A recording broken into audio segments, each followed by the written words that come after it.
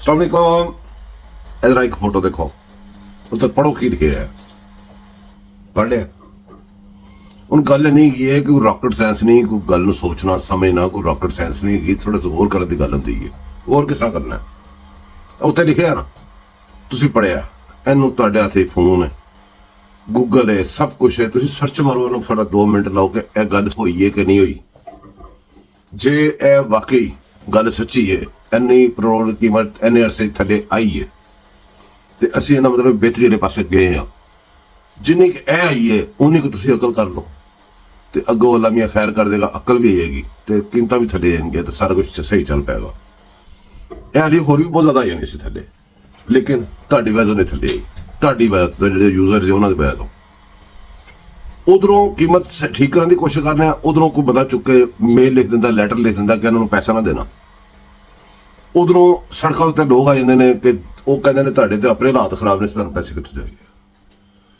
ਉਧਰੋਂ ਕੋਈ ਨਾ ਕੋਈ ਐਸਾ ਚੱਕਰ ਚਲਾਉਂਦੇ ਨੇ, ਜਿਹੜੇ ਬਾਹਰ ਇਹਨਾਂ ਦੇ ਹੈਂਡਲਰ ਨੇ, ਉਹ ਐਸਾ ਚੱਕਰ ਚਲਾਉਂਦੇ ਨੇ, ਉਹ ਕਹਿੰਦੇ ਨੇ ਜਾਓ, ਨਹੀਂ ਦੇ ਪੈਸੇ ਨਹੀਂ ਦਿੰਦੇ, ਜਾਓ, ਪੈਸੇ ਨਹੀਂ ਆਣੇ।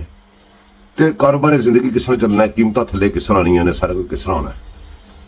ਜਦੋਂ ਪਹਿਲੇ 126 ਦਿਨ ਧਰਨਾ ਦੇ ਕੇ ਬੈਠੇ ਸੀ, ਉਸ ਧਰਨੇ ਦੇ ਦੌਰਾਨ ਵੀ ਬੜੀ ਮੁਸ਼ਕਲ ਨਾਲ ਕਾਫੀ ਸਾਰੀ ਅਸੀਂ ਤਰੱਕੀ ਕੀਤੀ ਸੀ। ਤੁਸੀਂ ਉਹਨੂੰ ਲਿਫਟ ਨਹੀਂ ਕਰਾਇਆ ਤਰੱਕੀ ਨੂੰ, ਤੁਸੀਂ ਉਹਨੂੰ ਕਿਸੇ ਕੰਮ ਨੂੰ ਲਿਫਟ ਨਹੀਂ ਕਰਾਇਆ।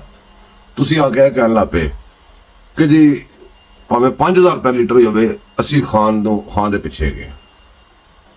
ਤੁਸੀਂ ਇੱਥੇ ਪਤਾ ਨਹੀਂ ਕੀ ਧਮਾਲ ਚੁੱਕ ਰਹੇ। ਮੈਂ ਹੈਰਾਨ ਹੈਗਾ ਕਿ ਦੁਨੀਆ 'ਚ ਵਾਹਦ ਕੌਮ ਹੈ ਜਿਹੜੀ ਆਪਣੇ ਹੱਥਾਂ ਨੂੰ ਆਪੇ ਚੱਕ ਮਾਰਦੀ ਰਹਿੰਦੀ ਹੈ। ਜਿਹੜਾ ਇਹਨਾਂ ਨੂੰ ਨੁਕਸਾਨ ਪਹੁੰਚਾਉਂਦਾ ਉਹਦੇ ਪਿੱਛੇ ਜ਼ਿੰਦਾਬਾਦ ਕਰਦੇ ਨੇ, ਜਿਹੜਾ ਫਾਇਦਾ ਪਹੁੰਚਾਉਂਦਾ ਉਹਨੂੰ ਮੁਰਦਾਬਾਦ ਕਰਦੇ ਨੇ। ਮਨਾ ਨਹੀਂ ਕਰਾਂਗੇ, ਲੱਗੇ ਰਹੋ। ਤੁਸੀਂ ਆਪਣੀ ਮਰਜ਼ੀ ਦੇ ਮਾਲਕ ਹੋ ਨਾ, ਤੁਸੀਂ ਆਪਣੇ ਸ਼ੌਰ ਤੁਹਾਨੂੰ ਮਿਲ ਗਿਆ, ਤੁਸੀਂ ਸ਼ੌਰ ਦੇ ਪਿੱਛੇ ਚੱਲੋ।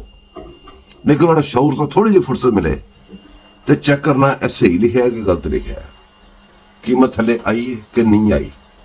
ਕਿਰਾਏ ਦਾ ਵੀ ਰੌਲਾ ਪਿਆ, ਕਿਰਾਇਆ ਵੀ ਥੱਲੇ ਲਿਆਓਗੇ, ਤੇਲ ਜੋ ਸਸਤਾ ਹੋ ਗਿਆ ਤੇ ਤੁਸੀਂ ਮਹਿੰਗਾ ਕਰਦੇ, ਹੁਣ ਸਸਤਾ ਕਿਉਂ ਨਹੀਂ ਕਰਦੇ ਪਏ। ਕਿਸੇ ਪਾਸੇ ਇਹ ਕੰਮ ਨੇ ਅਕਲਾਂ ਨਾਲ ਚੱਲਣ ਵਾਲੇ। ਤੁਹਾਨੂੰ ਹੈਗਾ ਜ਼ਿੰਦਾਬਾਦ ਤੇ ਮਰਦਾਬਾਦ, ਦੋ ਹੀ ਲਫ਼ਜ਼ ਤੁਸੀਂ ਸਿੱਖੇ। ਤੁਸੀਂ ਜ਼ਿੰਦਾਬਾਦ ਕਹਿੰਦੇ ਜੇ ਤਾਂ ਵੀ ਕੋਈ ਅਸਰ ਨਹੀਂ ਹੁੰਦਾ, ਹੁਣ ਤੇ ਮੁਰਦਾਬਾਦ ਕਹਿੰਦੇ ਤਾਂ ਵੀ ਅਸਰ ਨਹੀਂ ਹੁੰਦਾ, ਕਿਉਂਕਿ ਤੁਸੀਂ ਆਪਣਾ ਅਸਰ ਖਤਮ ਕਰ ਲਿਆ। ਇੱਥੇ ਹੁਣ ਐਜ਼ ਏ ਪਾਕਿਸਤਾਨ ਨਹੀਂ, ਮੁਲਕ ਨਾਲ ਪਿਆਰ ਕਰਨ ਵਾਲਾ ਕੋਈ ਬੰਦਾ ਵੀ ਹੋਵੇ, ਉਹ ਕਹਿੰਦਾ ਯਾਰ ਮੈਨੂੰ ਨਹੀਂ ਪਤਾ ਨਵਾਜ਼ ਸ਼ਰੀਫ ਕੌਣ ਹੈ, ਸ਼ਹਬਾਜ਼ ਸ਼ਰੀਫ ਕੌਣ ਹੈ, ਇਮਰਾਨ ਖਾਨ ਕੌਣ, ਮੈਂ ਆਪਣੇ ਮੁਲਕ ਨੂੰ ਜਾਣਨਾ। ਜਿਹੜਾ ਮੇਰਾ ਮੁਲਕ ਵਾਸਤੇ ਠੀਕ ਕਰੇ ਉਹਦੇ ਮੈਂ ਪਿੱਛੇ ਖਲੋ ਜਾਵਾਂਗਾ, ਜਿਹੜਾ ਨਹੀਂ ਕਰਦਾ, ਜਿਹੜਾ ਨੁਕਸਾਨ ਪਹੁੰਚਾਉਂਦਾ ਉਹਦੇ ਮੈਂ, ਉਹ ਮੇਰੇ ਤੋਂ ਵੱਡਾ ਦੁਸ਼ਮਣ ਹੁੰਦਾ ਕੋਈ ਨਹੀਂ ਹੈਗਾ, ਜਾਂ ਉਹਦੇ ਤੋਂ ਵੱਡਾ ਮੇਰਾ ਦੁਸ਼ਮਣ ਕੋਈ ਨਹੀਂ ਹੈਗਾ। ਇਹ ਤੇ ਗੱਲਾਂ ਅਕਲਾਂ ਦੀਆਂ ਤੇ ਸ਼ੌਰ ਦੀਆਂ, ਜਿਹਨੂੰ ਦੁਨੀਆ ਸ਼ੌਰ ਕਹਿੰਦੀ ਹੈ। ਬਹਰਾਲ ਜਿਹੜਾ ਤੁਹਾਡਾ ਸ਼ੌਰ ਹੈ ਤੁਸੀਂ ਉਹਦੇ ਤੇ ਲੱਗੇ ਰਹੋ, ਅਸੀਂ ਆਪਣੇ ਸ਼ੌਰ ਤੇ ਲੱਗੇ ਰਵਾਂਗੇ।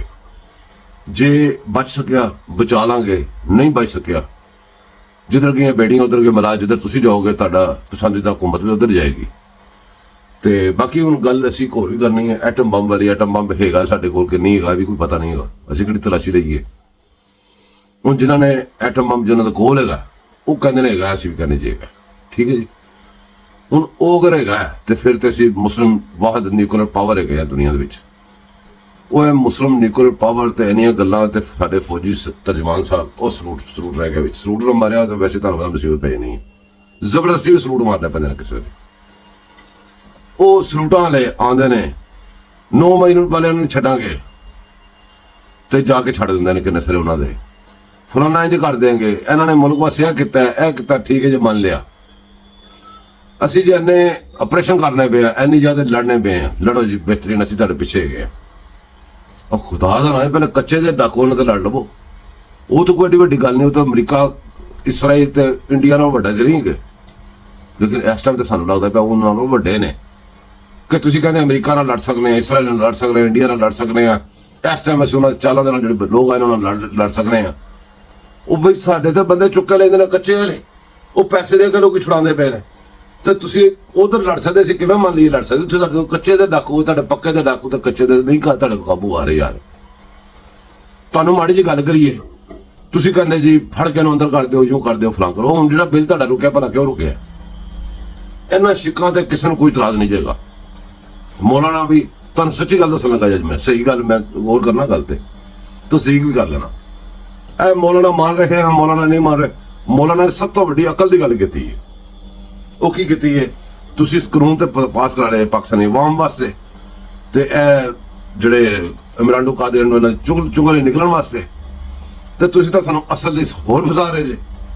ਜਦੋਂ ਤੁਸੀਂ ਕਹਿ ਰਹੇ ਆਰਮੀ ਚੀਫ ਤੇ ਆਰਮੀ ਦੇ ਬਾਰੇ ਤੁਸੀਂ ਗੱਲ ਕੀਤੀ ਤੇ ਤੁਹਾਡਾ ਜਨਾਬ ਨਿਸਤਨਬੂਤ ਕਰਤਾ ਜਾਏਗਾ, ਤੁਹਾਨੂੰ ਕਾਨੂੰਨ ਪਾਸ ਹੋ ਗਿਆ, ਠੀਕ ਹੋ ਗਿਆ ਪਾਸ, ਇੱਕ ਮਿਸਾਲ ਹੈ। ਤੇ ਭਾਈ ਜੀ ਤੁਸੀਂ ਤੇ ਸਾਰੇ ਭਰਤੀ ਕੀਤੇ ਨੇ ਕਾਦਿਆਨ ਨੂੰ, ਅਸੀਂ ਤਾਂ ਉਹਨਾਂ ਨੂੰ ਗੱਲ ਹੀ ਕੋਈ ਨਹੀਂ ਕਰ ਸਕਦੇ। ਅਸੀਂ ਉਹਨਾਂ ਨੂੰ ਗੱਲ ਕੀਤੀ, ਉਹਨਾਂ ਕੋਲ ਕੋਈ ਵਰਦੀ ਪਾਈ ਹੋਣੀ, ਅਸੀਂ ਗਏ। ਕੋਈ ਗੱਲ ਕਰੋ ਅਕਲ ਲਈ, ਕੋਈ ਗੱਲ ਸਿੱਧੀ ਕਰੋ, ਆਵਾਮ ਨੂੰ ਦੱਸੋ ਤੁਸੀਂ ਕਰਦੇ ਕੀ ਪਏ ਜੇ। ਆਵਾਮ ਤੇ ਐ ਸਮਝਦੀ ਵੀ ਹੈ ਜੀ ਬਿੱਲ ਬੜਾ ਵਧੀਆ, ਉਹ ਸਾਰੀ ਸਿੱਖਾਂ ਪੜ੍ਹ ਕੇ ਸੁਣਾਦੇ ਜੇ। ਉਹ ਬੇਵਕੂਫੋ ਖਬੀਸੋ, ਉਹਨਾਂ ਜਿਹੜੀ ਆਵਾਮ ਜਿਹੜੀ ਸਿੱਖਾਂ ਪੜ੍ਹ ਕੇ ਸੁਣਾਦੇ ਜੇ, ਇਹ ਵੀ ਸਿੱਖ ਵਿੱਚ ਪੜ੍ਹ ਕੇ ਸੁਣਾਉਣਾ ਜਿੰਦੇ ਵਿੱਚ ਮੌਲਾਨਾ ਸਾਹਿਬ ਆਕੜੇ ਨੇ। ਮੌਲਾਨਾ ਸਾਹਿਬ ਕਿਉਂ ਆਕੜੇ ਨੇ? ਉਹਨਾਂ ਕਹੇ ਜੀ ਇਹ ਸਿੱਖ ਪਾਤੀ, ਤੇ ਤੁਸੀਂ ਇਹ ਜਿਹੜੇ ਪੁਲਿਸ ਵਾਲੇ ਲੱਗੇ ਫਿਰਦੇ ਨੇ ਗਲੀਆਂ ਮਹੱਲਿਆਂ 'ਚ, ਜਿਹੜੇ ਹੁਣ ਵੀ ਬੰਦੇ ਨੂੰ ਫੜੇ ਤੇ 9 ਮਈ ਪਾ ਦਿੰਦੇ ਨੇ, ਕੋਈ ਮਸ਼ਹੂਰ ਚੀਜ਼ ਆਵੇ ਉਹਦੇ ਪਾ ਦਿੰਦੇ ਨੇ, ਤੇ ਜਾਂ ਪੈਸੇ ਦੇ ਦਿਓ। ਇਹ ਪੱਕੇ ਦੇ ਡਾਕੂ, ਇਹ ਪੱਕੇ ਦੇ ਡਾਕੂ ਜੇ, ਪੈਸੇ ਦੇ ਦਿਓ ਤਾਂ ਬਚ ਜਾਓ, ਨਹੀਂ ਤਾਂ ਫਿਰ ਤੁਸੀਂ ਪੈ ਗਏ ਵਿੱਚ। ਕੱਚੇ ਡਾਕੂ ਪੈਸੇ ਲੈ ਜਾਂਦੇ ਨੇ, ਪੈਸੇ ਦਿਓ ਤਾਂ ਲੈ ਜਾਓ। ਇਹ ਕੱਚੇ ਪੱਕੇ ਦੇ ਡਾਕੂ, ਉਹਨਾਂ ਨੂੰ ਇਹ ਵੀ ਦੱਸੋ ਕਿ ਇਹ ਸ਼ਿਕ ਵਿੱਚ ਹੈਗੀ ਹੈ। ਕੱਲ ਨੂੰ ਕੋਈ ਪੁਲਿਸ ਵਾਲਾ ਤੁਹਾਨੂੰ ਕੰਨੋਂ ਫੜੇਗਾ। ਉਹ ਜਦ ਫਲਾਣੀ ਜਗ੍ਹਾ ਤੋਂ ਆਸਮ ਮਨੀਰ ਨੂੰ ਗੱਲ ਕੱਢੀ ਸੀ, ਆਸਮ ਮਨੀਰ ਨੇ ਕਿਹੜਾ ਸਾਰੀ ਜ਼ਿੰਦਗੀ ਬੈਠੇ ਰਹਿਣਾ? ਉਹ ਜਿੰਨੇ ਕਿਸੇ ਨੇ ਆਣਾ ਪਿੱਛੋਂ ਨਾ ਕੋਈ ਕਾਦਿਆੜੀ ਨਹੀਂ ਆਣਾ ਨਾ ਪਿੱਛੋਂ, ਜਿਹੜਾ ਉਹਨਾਂ ਨੇ ਫੀਲਡਿੰਗ ਸੈੱਟ ਕੀਤੀ ਪਿੱਛੇ। ਹੁਣ ਉਹ ਹੋਏਗਾ ਤੇ ਵਰਦੀ ਚ ਰੋਲਾ ਤੇ ਵਰਦੀ ਦਾ ਪੈਣਾ, ਲੇਕਿਨ ਅਸਲ ਦੀ ਨੁਕਸਾਨ ਸਜ਼ਾ ਕਾਹਦੀ ਮਿਲਣੀ ਕਿ ਤੁਸੀਂ ਕਾਦਿਆਣੀ ਨੂੰ ਕਿਉਂਕਿ ਆਪਣੇ ਆਪ ਨੂੰ ਸੁਪੀਰੀਅਰ ਕਰਨ ਵਾਸਤੇ ਇੰਨੀ ਕੁ ਲਚਕ ਦਿੱਤੀ ਹੈ। ਉਹ ਪਹਿਲੇ ਨੌਨ ਲੀਗ ਵਾਲੇ ਰੋ ਰਹੇ ਸੀ, ਉਹਨਾਂ ਨੂੰ ਅੰਦਰ ਕੀਤਾ ਸੀ। ਹੁਣ ਪੀਟੀਆਈ ਵਾਲੇ ਰੋ ਰਹੇ ਨੇ, ਉਹਨਾਂ ਨੂੰ ਅੰਦਰ ਕੀਤਾ ਹੈ। ਕੱਲ ਫਿਰ ਕਿਸੇ ਹੋਰ ਦੀ ਵਾਰੀ ਹੋਏਗੀ, ਉਹਨੂੰ ਅੰਦਰ ਕੀਤਾ ਹੈਗਾ ਦੂਸਰੇ ਨੂੰ। ਅਸਲ ਦੀ ਹਕੂਮਤ ਉਹਨਾਂ ਦੀ ਹੈ, ਜਿਹੜੇ ਵਰਦੀਆਂ ਪਾ ਕੇ ਤੇਲ ਕੰਗੀਆਂ ਬੋਤੇ ਵਾਹ ਕੇ ਤੁਹਾਡੇ ਸੈਕਟਰੀਏਟ ਸਾਰਾ ਉਹਨਾਂ ਨਾਲ ਭਰਿਆ ਹੈ, ਤੁਹਾਡੇ ਜਨਾਬ ਕੋਰਟ ਸਾਰੇ ਉਹਨਾਂ ਨਾਲ ਭਰੇ ਨੇ, ਉੱਥੇ ਜੱਜ ਉਹਨਾਂ ਦੇ ਬੈਠੇ ਨੇ, ਫੌਜੀ ਉਹਨਾਂ ਦੇ ਬੈਠੇ ਨੇ, ਤੇ ਫੈਜ਼ ਮੀਦ ਦਾ ਕੋਰਟ ਮਾਰਸ਼ਲ ਹੋ ਰਿਹਾ, ਜਿਹੜਾ ਪਤਾ ਨਹੀਂ ਕਿੱਡਾ ਲੰਮਾ ਕੋਰਟ ਮਾਰਸ਼ਲ, ਇੱਕ ਕੇਸ ਹੀ ਚੱਲ ਰਿਹਾ ਆਲੀ ਹੋ ਰਿਹਾ, ਤੁਹਾਡੇ ਬੜੇ ਕੇਸ ਪਏ ਨੇ। ਉਹ ਇਮਰਾਨ ਖਾਨ ਤੇ ਫੈਜ਼ ਮੀਦ ਤਾਂ ਇਕੱਠੇ ਸਨ। ਇਮਰਾਨ ਖਾਨ ਤੇ ਸੂਮਾ ਭੁਗਤ ਰਿਹਾ, ਉਹ ਵੀ ਅਖਬਾਰਾਂ ਦੇ ਹੱਦ ਤੱਕ, ਫੋਟੋਆਂ ਦੇ ਹੱਦ ਤੱਕ ਉੱਥੇ ਮੌਜਾਂ ਬਿਹਤਰੀਨ ਕਰ ਰਿਹਾ। ਇੱਕ ਪਾਰਟਨਰ ਅਗਰ ਬਾਹਰ ਜਿੱਥੇ ਦਿਸਦਾ ਉੱਥੇ ਮੌਜਾਂ ਕਰਦਾ ਪਿਆ, ਤੇ ਦੂਸਰਾ ਪਾਰਟਨਰ ਜਿੱਥੇ ਸਾਨੂੰ ਨਹੀਂ ਦਿਸਦਾ ਉੱਥੇ ਫਿਰ ਕਿੰਨੀਆਂ ਮੌਜਾਂ ਕਰ ਰਿਹਾ। ਉਹ ਇਹ ਗੱਲਾਂ ਸਾਰੀਆਂ ਕਰਨ ਵਾਲਾ ਬੰਦਾ ਮੁਲਕ ਦਾ ਦੁਸ਼ਮਣ ਹੈ, ਹਾਲਾਂਕਿ ਇਹ ਮੁਲਕ ਦੇ ਸੱਜਣ ਬੰਦੇ ਇਹ ਗੱਲਾਂ ਕਰਨਗੇ ਜਿਹੜੀ ਮੈਂ ਕਰ ਰਿਹਾ। ਬਾਕੀ ਸਾਰੀ ਗੱਲਾਂ ਛੱਡੋ, ਮੌਲਾਨਾ ਨੇ ਇਸ ਟਾਈਮ ਜਿਹੜੀ ਗੱਲ ਕੀਤੀ ਹੈ, ਕਿਆ ਬਾਤ ਹੈ ਮੌਲਾਨਾ, ਸਹੀ ਤੁਹਾਨੂੰ ਅੱਲਾਹ ਪਾਕ ਨੇ ਜਜ਼ਾਏ ਖੈਰ ਦੇ ਵਿੱਚ ਸਹੀ ਸ਼ੌਕ ਦਿੱਤਾ ਹੈ, ਸਹੀ ਅਕਲ ਦਿੱਤੀ ਹੈ, ਸਹੀ ਤੁਹਾਡਾ ਨਿਸ਼ਾਨਾ ਬਿਲਕੁਲ ਸਿੱਧਾ ਹੈ।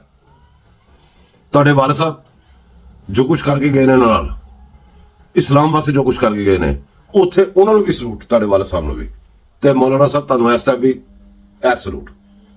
ਵਰਦੀ ਜਿੰਨੇ ਬੰਦੇ ਪਾਕ ਬੰਦੇ ਨੇ ਸਾਰਿਆਂ ਨੂੰ ਸਲੂਟ। ਜਿਹੜੇ ਪਾਕ ਵਰਦੀ ਚ ਘੁਸ ਬੈਠੀ ਹੈ ਨਪਾਕ ਲੋਕ ਨੇ, ਲੱਖ ਦੀ ਲਾਨਤ ਉਹਨਾਂ ਤੇ ਡੁੱਬ ਕੇ ਮਰ ਜਾਣ। ਜੱਜ ਨੇ ਕਾਲੇ ਗੌਨ ਪਾ ਕੇ ਬੈਠੇ, ਜਿਹੜੇ ਵਿੱਚੋਂ ਕਾਦੇ ਉੜੇ ਨੇ, ਉਹਨਾਂ ਤੇ ਵੀ ਲਾਨਤ। ਤੇ ਜਿਹਨੇ ਵੀ ਮੁਲਕ ਦੁਸ਼ਮਣ ਨੇ ਸਾਰਿਆਂ ਦੇ ਲੱਖ ਦੀ ਲਾਨਤ। ਤੇ ਯੂਥੀਆਂ ਵਾਸਤੇ ਸਪੈਸ਼ਲ ਫਿਕਰ ਹੈ ਨਾ, ਡੁੱਬ ਕੇ ਮਰ ਜਾਓ ਬਗੈਰ ਤੋਂ, ਲੱਖ ਦੀ ਲਾਨਤ ਤੁਹਾਡੇ ਤੇ।